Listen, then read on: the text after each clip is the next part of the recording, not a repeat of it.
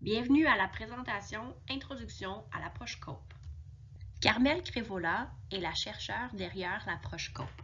Tout ce que vous allez voir dans cette présentation et les autres en lien avec l'approche ont été tirés de ces recherches qui ont été faites en anglais et qui ont été traduites par la suite par notre conseil et par le ministère. Alors, les recherches qu'elle a faites ayant un rôle en accompagnement pour les défis en lecture, ce qu'elle appelle le Reading Recovery, dans les écoles en Australie et puis en Angleterre et puis au nord de l'Ontario. Elle avait réalisé que c'est le langage oral, surtout le langage réceptif, qui était à l'origine des défis. Ainsi, elle a développé l'OEAL et a créé la méthode COPE en lien avec les images. Notre conseil a participé à un projet pilote en 2012 pour voir si l'approche fonctionnait dans les milieux minoritaires. Et on s'est rendu compte rapidement que l'approche fonctionnait très bien. Et c'est pour ça maintenant que dans toutes les classes de maternelle jardin de notre conseil, l'approche COPE est présentée aux élèves. Alors voici le graphique circulaire sur la communication orale qui provient du guide d'enseignement efficace de la communication orale de la maternelle à la 3e année qui a été publié en 2008. Alors ce qu'on peut voir ici, c'est qu'on peut voir la fréquence d'exploitation des situations de la communication orale et que dans ces situations de communication orale, il y a en fait 3 différentes situations. En blanc, ce qu'on remarque, c'est la présentation orale qui représente une toute petite partie de ce qui est la communication orale. Elle consiste généralement en des présentations où l'enfant prépare un discours pour le présenter devant le groupe, par exemple le montrer raconte. C'est une occasion où l'enfant va pratiquer son discours afin de le présenter devant une audience. La présentation joue un rôle dans la vie d'une salle de classe, mais seulement sur une toute petite partie de la communication orale. Et malheureusement, souvent, ce qu'on va voir, c'est que l'évaluation de la communication orale va se faire pendant la présentation orale. En bleu pâle, ce qu'on remarque, c'est les expressions. Alors, c'est quand l'enfant fait semblant ou joue à des rôles dramatiques. L'expression est une bonne partie de la communication orale. C'est vraiment un moment où l'enfant va se mettre en situation. Il va faire semblant, il va se déguiser afin d'exprimer un point de vue qui n'est pas nécessairement son point de vue puisqu'il est dans une situation de prise de rôle.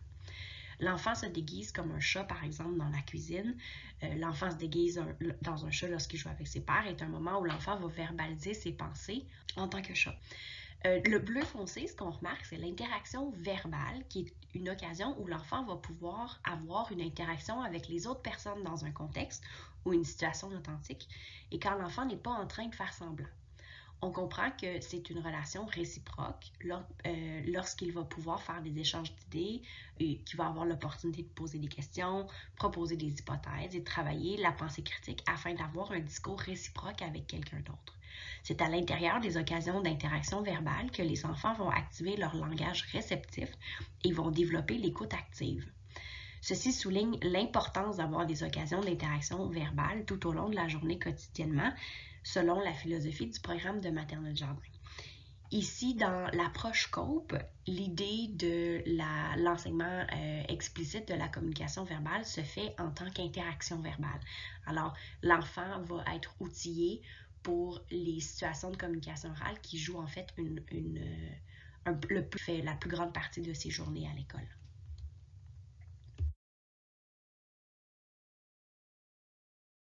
Avant d'aller plus loin, on va se poser la question, le langage, qu'est-ce que c'est? Alors le langage, c'est l'information invisible que nous portons dans nos têtes pour pouvoir comprendre les pensées des autres et pouvoir exprimer nos propres pensées. Selon la recherche, on peut prédire le développement de la lecture et l'écriture selon la capacité de l'apprenant et de son utilisation du langage oral. On peut aussi éviter l'échec par une intervention immédiate à ce niveau et c'est pourquoi, dans toutes les classes de maternelle jardin du Conseil scolaire Viamonde, on travaille en fonction de l'approche COPE pour diminuer les difficultés par la suite en lecture et en écriture.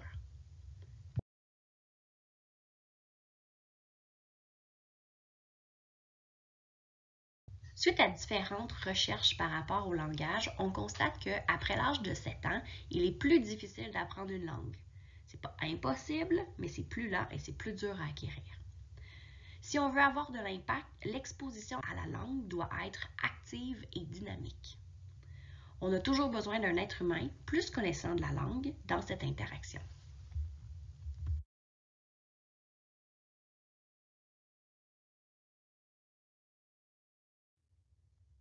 Dans une salle de classe, il y a 3 types de langage.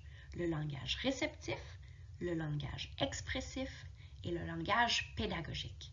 Le langage réceptif est tout en lien avec l'écoute active. Le langage expressif est en lien avec la prise de parole et le langage pédagogique est le langage que l'adulte utilise pour faire son enseignement. Dans l'approche Cope, les 3 types de langage sont travaillés.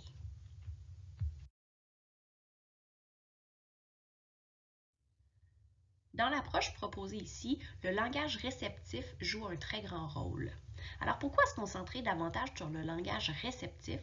C'est que c'est l'élément de base pour la compréhension en lecture. C'est parce qu'il permet l'utilisation correcte de structures de la langue en composant des textes à l'écrit et parce qu'il permet de voir ce que les enfants comprennent à propos du langage utilisé par les adultes qui les entourent.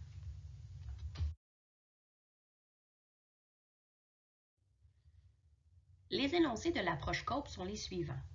Ce que je pense, je peux le dire. Ce que je dis peut être écrit. Et ce qui est écrit peut être lu par moi ou par quelqu'un d'autre.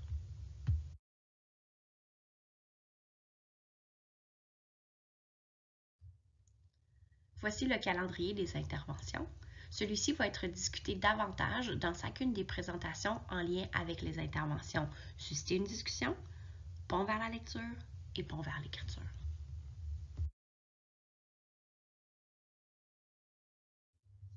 Un rappel que Cope doit être partagé dans l'équipe pédagogique. Alors, il s'agit d'une responsabilité partagée entre l'enseignante et l'éducatrice et que les deux doivent contribuer à l'approche et à la mise en œuvre de celle-ci.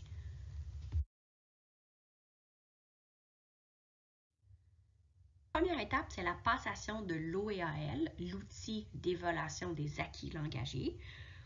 Pour avoir plus de détails sur la passation de l'OEAL, vous pouvez aller voir la présentation à ce sujet. L'OEAL, en fait, est l'outil diagnostique du langage réceptif des élèves qui pourra par la suite nous permettre de former les groupes. Suite à l'OEAL, il faut former les groupes. Alors, préférablement des groupes de 4 élèves avec des compétences langagières similaires. Il faut se souvenir que si on augmente le nombre d'élèves par groupe, on risque également d'augmenter le nombre de minutes associées à l'intervention et on préfère au niveau de la capacité de rétention des élèves ou la capacité de concentration de rester le plus possible vers le 10 minutes pour l'intervention. Alors, c'est pourquoi on préconise les groupes de 4 élèves. La première intervention de l'approche Cope est susciter une discussion et énoncer ce que je pense, je peux le dire. Alors, cette intervention est faite tous les jours de la semaine et ce, pendant plusieurs semaines avant même de pouvoir considérer la prochaine étape. Alors ici, ce que les enfants font à tour de rôle, ils communiquent leurs observations en lien avec une image et ce, pour les 4 sessions de la semaine.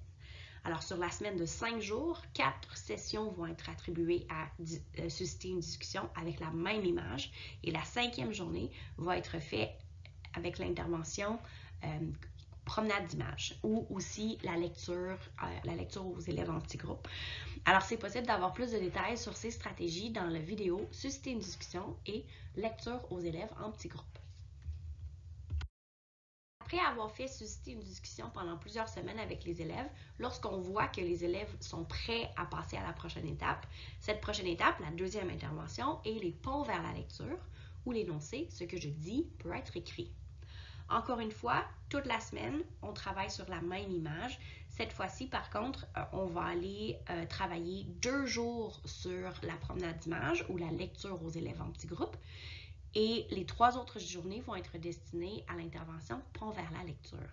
Les enfants à tour de rôle vont communiquer leurs observations en lien avec l'image, puis l'adulte va écrire les idées de chaque enfant.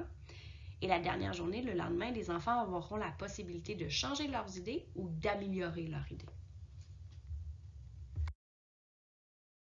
Après avoir fait pont vers la lecture pendant plusieurs semaines et lorsqu'on sent que les élèves sont prêts à passer à la prochaine étape, on va vers la suite à la 3e intervention de l'approche Cope, pont vers l'écriture ou l'énoncé, ce que j'écris peut être lu par moi ou par quelqu'un d'autre.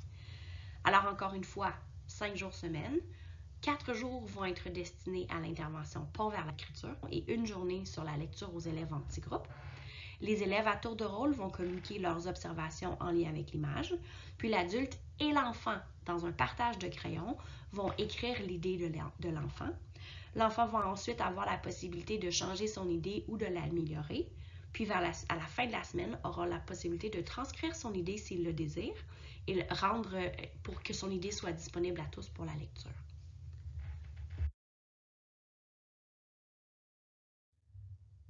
Maintenant que vous avez une idée plus globale de ce qu'est l'approche COPE, vous pouvez maintenant aller visionner les présentations de chaque intervention pour savoir plus en détail quelle est la procédure de chacune de celles-ci. Alors, la prochaine étape pour vous serait sans doute d'aller voir la présentation passation de l'OEAL et puis formation de groupe pour pouvoir ainsi commencer les interventions. Sur ce, je vous souhaite une excellente continuation.